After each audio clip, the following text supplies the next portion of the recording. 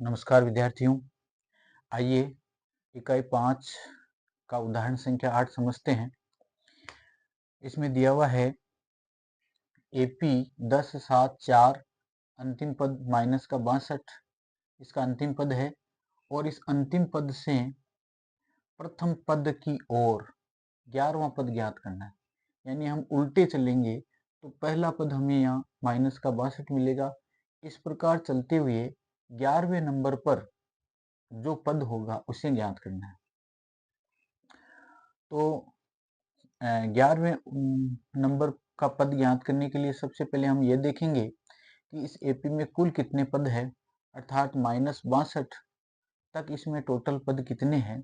तो हम यहाँ लिखेंगे a बराबर 10 और इसका d बराबर a2 यानी 7 में से 10 घटाएंगे तो हमें मिलेगा -3। यहाँ अंतिम पद -62 है तो हम लिख सकते हैं कि a प्लस n-1 गुणा d बराबर an। अब an यहाँ पर माइनस का 62 है, a यहाँ पर 10 है, n हमें ज्ञात करना है और d यहाँ माइनस का 3 है। तो ये हो जाएगा 10, ये माइनस का 3n प्लस का 3, माइनस के 3 को n से गुणा करेंगे माइनस का 3n, -3 को -1 से गुणा करेंगे प्लस का 3 और ये माइनस का 62। यहाँ 10 और 3 हो गया 13, -3n बराबर माइनस का 62। यहाँ माइनस का 3n बराबर माइनस का 62, 13 का पक्षांतरण करेंगे 13 मिलेगा हमें माइनस का 3n बराबर, इनको जोड़ेंगे 3 2 5 और 6 1 7, तो हमें मिलेगा यहाँ 3 2 5 6 1 7, ये मिलेंगे हमें माइनस के 75।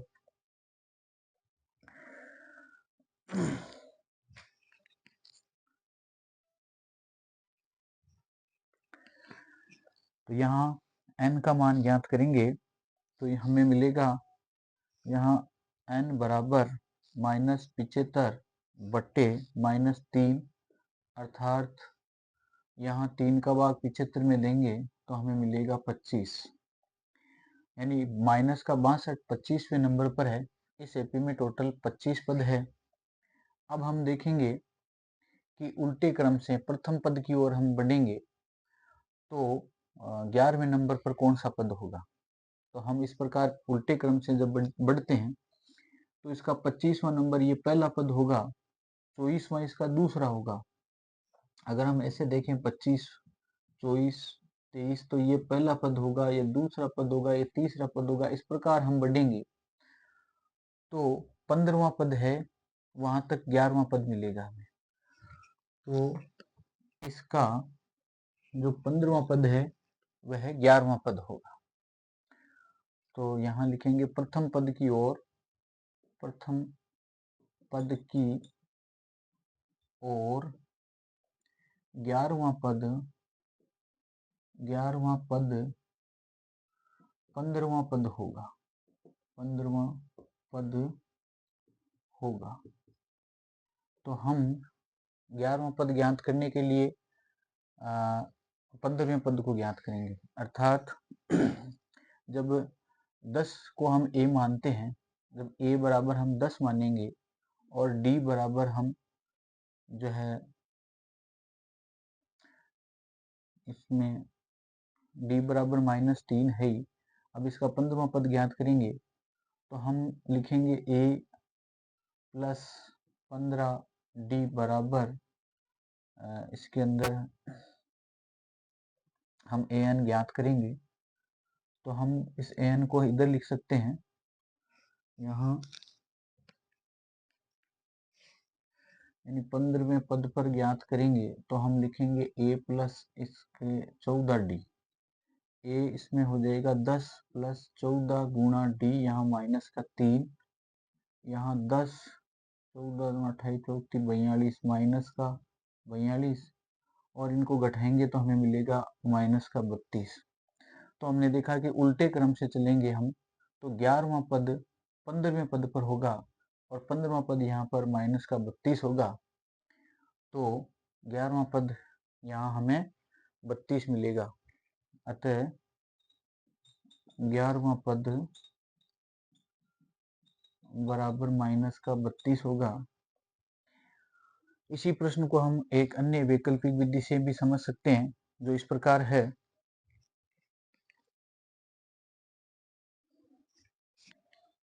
जब इसका वैकल्पिक हल देखेंगे तो हम मान लेते हैं कि इधर पीछे अंतिम पद से हम बढ़ेंगे तो इसका a माइनस का 62 हो जाएगा और इसका d ज्ञात करेंगे तो हम इधर से बढ़ेंगे तो 7 में से 4 घटाएंगे तो हमें प्राप्त होगा 3।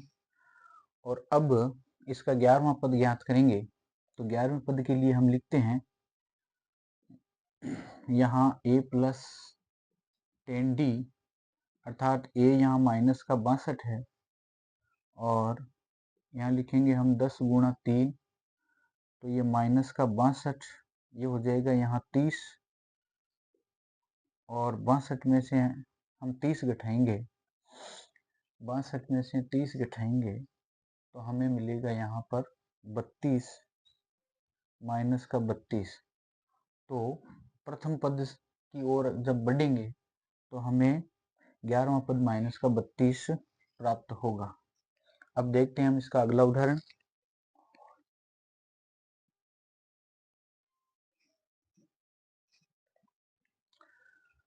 आइए देखते हैं उदाहरण संख्या 9, जिसमें दिया हुआ है 1000 रुपये की धनराशि, अर्थात मूलधन यहाँ 1000 रुपये है और 8% वार्षिक साधारण ब्याज पर, तो यहाँ इसकी रेट जो है वो 8% वार्षिक दी हुई है। साधारण ब्याज पर निवेश की जाती है। प्रत्येक वर्ष के अंत में ब्याज परिकलित कीजिए, तो हम इसमें 1 साल का ब्याज, फिर दूसरे साल का ब्याज, तीसरे साल का ब्याज, साधारण ब्याज से हम ज्ञात करेंगे। परिकलित कीजिए, क्या ये ब्याज एपी बनाते हैं? तो हम सबसे पहले यहाँ तक देखते हैं कि क्या ये एपी बनाते हैं क्या। तो हम साधारण ब्याज ज्ञात करने के लिए, सिंपल इंटरेस्ट ज्ञात करने के लिए हम सूत्र लिखते हैं, साधारण ब्याज बराबर हम लिखते हैं मूलधन गुणा दर गुणा समय बटा 100। तो हम देखते हैं पहले वर्ष का ब्याज या प्रथम वर्ष का ब्याज देखेंगे। प्रथम वर्ष का ब्याज यहाँ हो जाएगा, मूलधन अपना 1000 है, गुणा दर 8% है और तथा समय 1 वर्ष है, बटा 100। हम यहाँ दो बिंदी से दो बिंदी काटेंगे, 10 को 8 से गुणा करेंगे, हमें मिलेगा 80 रुपये। फिर दूसरे वर्ष का ब्याज ज्ञात करेंगे। दूसरे वर्ष का ब्याज यहाँ ज्ञात करेंगे तो हमें मिलेगा 1000 गुणा 8 गुणा 2, दूसरा वर्ष का ब्याज ये 100। दो बिंदु से दो बिंदु काट देंगे, 8 को 10 से गुणा करेंगे 80 और 80 गुना 160 रुपये।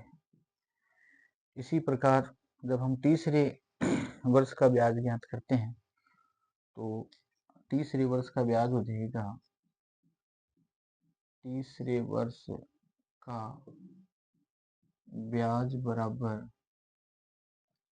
1000 गुणा 8 गुणा 3 बटे 100, दो बिंदु से दो बिंदु काटेंगे, 8 3 24 और 240 रुपये। तो हम देखते हैं कि यहाँ पर जो ब्याज हमें प्राप्त हो रहा है वो हर बार जो है इसके बीच का अंतर 80 आ रहा है। यहाँ पहला 80, दूसरा 160, फिर तीसरा 240, इस प्रकार ये अपनी सूची चल रही है। इसमें हम देखेंगे कि इसका डी जो है वो 160 माइनस 80, अर्थात हमें 80 मिल रहा है और इसी प्रकार दूसरा डी ज्ञात करेंगे तो 240 माइनस 160, ये भी हमें 240 में से 160 घटाएंगे तो 0, 14 में से 6 गए 8 या 80 मिल रहा है। तो हर बार इनके बीच का अंतर 80 आ रहा है या अगला पद पिछले पद से 80 ज्यादा है, तो इनका सार्व अंतर हमें डी जो 80 प्राप्त हो रहा है। तो हम कह सकते हैं कि ये जो सूची दी हुई है ये एक एपी बनाती है। अब हम आगे इसमें दिया है कि एपी बनाती है। यदि ऐसा है तो इस तथ्य का प्रयोग करते हुए 30 वर्षों के अंत में ब्याज परिकलित करना है। तो n बराबर 30 के लिए हम ब्याज ज्ञात करेंगे तो हम लिखेंगे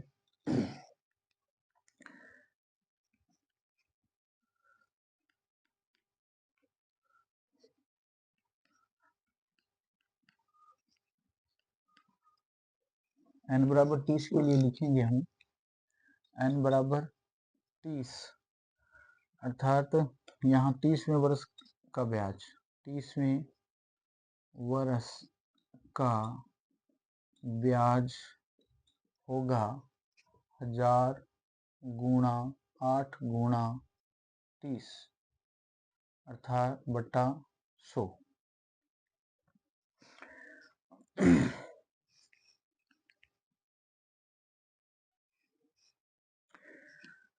यहाँ हम सीधे 30 वर्षों का ब्याज इस प्रकार ज्ञात कर सकते हैं या अपने एपी के 30वें पद को ज्ञात करके भी कर सकते हैं। तो हम एपी के 30वें पद से ज्ञात करेंगे अर्थात इसका 30वां पद ज्ञात करेंगे तो हम लिखेंगे यहाँ ए प्लस 29 डी। तो यहाँ ए का मान अपने पास में 80 है तथा 29 गुणा डी, डी यहाँ पर 80 आ रहा है तो हम लिखेंगे 80 प्लस 29 को 80 से गुणा करेंगे 8 नाम 72 का 2 हासिल का 7, 8 दूनी 16, 16 और 7 हो जाएगा 23, 8 नाम 72, 2 7 और 8 दूनी 16, 7 23 यानी 2320 हमें यहाँ प्राप्त होगा। इनको हम जोड़ेंगे तो ये 2320 प्लस 80, यहाँ 0 8 2 10 का 0 हासिल 1 3 1 4 और ये 2, तो हमें प्राप्त होगा यहाँ 2400 अर्थात 30 वर्षों का ब्याज हमें मिलेगा 2400। अब देखते हैं इसका अगला प्रश्न।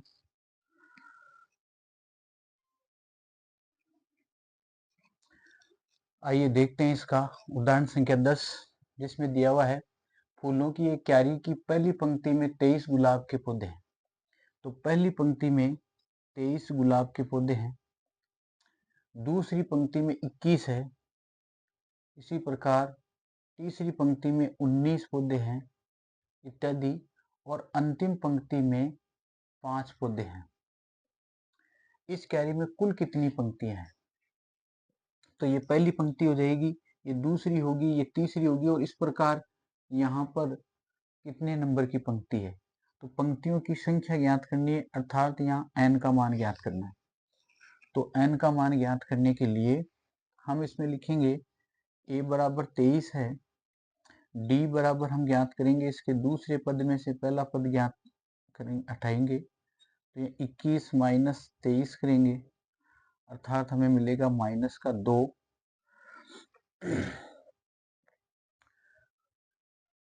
और यहाँ n का मान हमें ज्ञात करना है तो हम लिखेंगे कि यहाँ a प्लस n माइनस 1 गुणा d और an, तो अब a का मान यहाँ 23 है प्लस n हमें ज्ञात करना है और d यहाँ माइनस का 2 है और an यहाँ पर 5 है। इसको हल करेंगे तो ये 23 प्लस यहाँ माइनस के 2 को n से गुणा करेंगे तो यहाँ माइनस का 2n मिलेगा हमें, माइनस का 2n और ये हो जाएगा प्लस का 2n, माइनस माइनस प्लस का 2 बराबर हमें मिलेगा यहाँ 5। तो 23 और 2 हो जाएगी यहाँ 25 माइनस 2n बराबर 5, 2n बराबर 5, 25 का पक्षांतरण करेंगे माइनस का 25, माइनस का 2n बराबर हमें मिलेगा माइनस का 20 और n का मान ज्ञात करेंगे तो 20 बटा माइनस 2 अर्थात यहाँ हमें 10। तो हम देखेंगे कि उस कैरी में टोटल 10 पंक्ति यहाँ है। ठीक है, धन्यवाद। हम अब अगला उदाहरण इसमें देखते हैं।